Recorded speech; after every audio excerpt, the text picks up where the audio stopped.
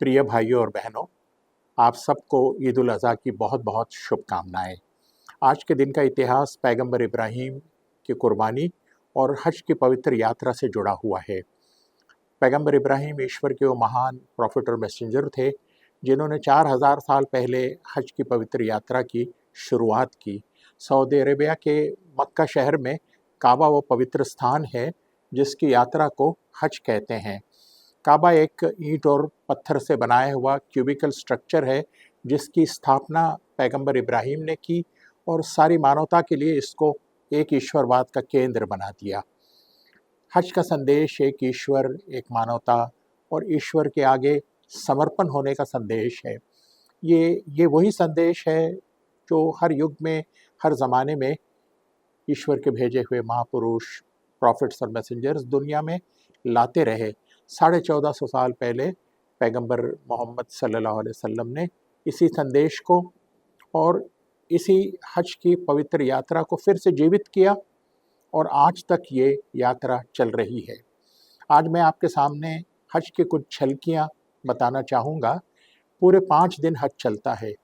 Europe, Africa, Asia के सैकड़ों देशों से लगभग 30 लाख लोग हज के लिए आते हैं। अमीर और गरीब, राजा और रंक, काले और गोरे, स्त्री और पुरुष सब चले आते हैं। हज का पहला दिन कुछ इस तरह से शुरू होता है कि आते ही 2 सफ़ेद कॉटन की चादरें हैं जो ओढ़ना है, वस्त्र बदल देना है। ईश्वर के दरबार में सब सम्मान है, कोई बड़ा कोई छोटा नहीं। वर्ग, वंश, रंग, रूप और भाषा के अंतर भी मिट जाते हैं।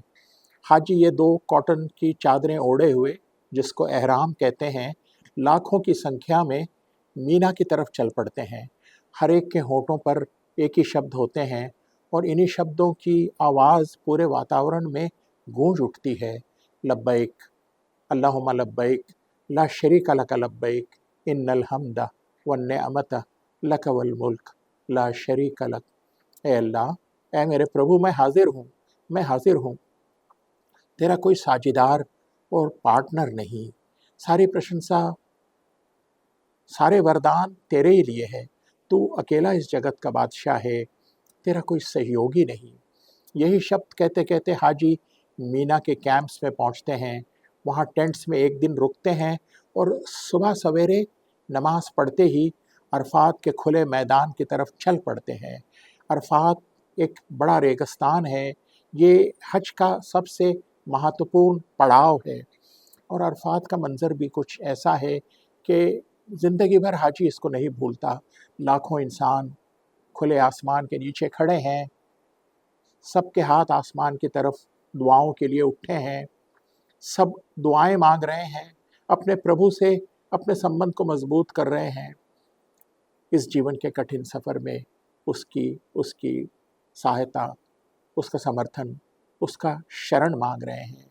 और फिर ये मंज़र देखकर याद आ जाता है कि एक दिन सारी मानवता को इसी तरह अपने प्रभु के आगे अपने कर्मों का हिसाब देने के लिए खड़ा होना पड़ेगा। हाजी फिर अरफात से सूर्य डूबते ही तुरंत मुज़दलिफ़ा के लिए निकल पड़ते हैं। मुज़दलिफ़ा वो जगह है जहाँ जहाँ कोई टेंट, कोई सर पर छत भी नहीं। रेतीली ज़मीन पर एक चादर बिछाना है, नमाज़ें पढ़ना है, कुछ आराम करना है, पूरी रात वहाँ गुजारना है। इंसान का अहंकार, घमंड, गुरूर सब टूट कर बिखर जाता है। बड़ापन, उच्चता और महानता अगर है तो वो ईश्वर के लिए है जो जो सारे संसार का मालिक है। फिर मुज़दलिफ़ा से हाजी निकलते हैं जमरात की तरफ। जमरात वो जगह है जहाँ 3 पिलर्स बनाए हुए हैं। छोटी छोटी कंकर लेकर हाजी इन पिलर्स को मारते हैं। ये इस बात का प्रतीक है कि हाजी जब अपने घर लौटेंगे तो वो स्वार्थ, लोभ, लालच, अहंकार, मन की गलत इच्छाओं और मनोकामनाओं के विरोध संघर्ष करते रहेंगे। हर उस राह को ठुकरा देंगे जो ईश्वर से दूर उनको ले जाती है। और फिर ये सफ़ेद चादरें पहने हुए हाजी की स्थिति एक एक एक दरवेश, एक फ़कीर जैसी हो जाती है।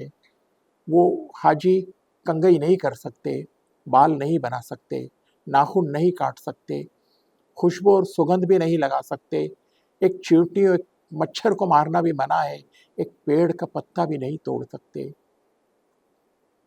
हाजी जैसे दया, करुणा, अमन और शांति का प्रतीक बन जाता है।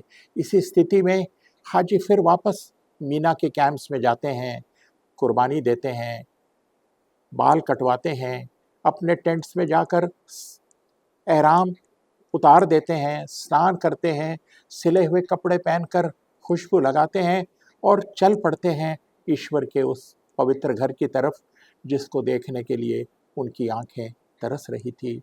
मस्जिद अल हराम पहुंचकर काबा सामने नज़र आता है, आंखों में आंसू आ जाते हैं। हाजी हाजी अपने माथे को टेकते हैं, उस घर की पवित्र चौखट को चूमते हैं, आस्था के साथ, निष्ठा के साथ उस काबे का परिक्रमा करते हैं, घूमते हैं उसके अतराफ, 7 फेरे लगाते हैं, ये कहते हुए कि अल्लाह, ऐ मेरे प्रभु, अब हमारा जीवन तेरे अतराफ घूमेगा, अब तू हमारे जीवन का केंद्र होगा, तेरी आज्ञा का पालन, तेरे इच्छा अनुसार जीवन बिताना, तुझे खुश करना, यही हमारे जीवन का लक्ष्य होगा। ए अल्लाह, ए हमारे प्रभु, हम जब लौट कर घर जाएं तो हमारे जीवन में परिवर्तन आए, सत्य और न्याय, दया और करुणा, प्रेम और भाईचारगी, क्षमा और त्याग, ये हमारे जीवन के आदर्श बने। चोरी, झूठ, धोखा, फरेब, भ्रष्टाचार, अन्याय और अत्याचार, ये हमसे दूर रहें, हम एक भले मानस बनकर दुनिया में जिएं। ये दुआओं के साथ हाजी जब लौटते हैं अपने देश, अपने गांव, अपने घर, तो उनका जीवन नमूना बनता है सारी मानवता के लिए। लेकिन लेकिन ये उस वक्त होगा जब हज को सच्ची निष्ठा के साथ, उसकी आध्यात्मिकता को समझकर हज करें, वरना फिर हज भी एक रिचुअल बन जाता है, इसका कोई लाभ नहीं होता। यही हज का संदेश है, यही हज की शिक्षा है। Thank you.